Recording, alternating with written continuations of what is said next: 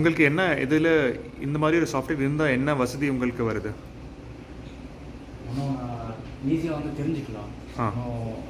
ப்ராக்டிக்கலாக தியரிட்டிக்கலாக நம்ம படித்து தெரிஞ்சுக்கிறதுக்கும் ப்ராக்டிக்கலாக பண்ணி தெரிஞ்சுக்கிறதுக்கும் நிறைய ஆக்டிவிட்டீஸ் மூலியமாக தெரிஞ்சுக்கிறது வந்து நல்ல மெமரி சரி.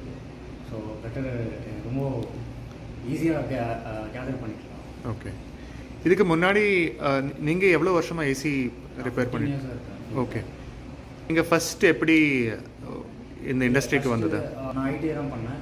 ஐடிஐ பண்ணிவிட்டு மெக்கானிக்கல் ஐடி ஏசி ரிப்பேர் பண்ணிங்களா? ரெஃப்ரிஜரேஷன் அண்ட் ஏர் கண்டிஷனிங் படித்தோம். ஸோ படிக்கும்போது வந்து பார்த்துட்டிங்கன்னா தியரிட்டிக்கல் தான் வரும். ஸோ ப்ராக்டிக்கலாக நம்ம எதுவும் சொல்லிக் கொடுக்கல. அதுக்கப்புறம் ஃபீல்டுக்கு வந்ததுக்கப்புறம் தான் நிறைய விஷயங்கள் வந்து கற்றுக்க ஆரம்பிச்சது, தெரிய ஆரம்பிச்சது.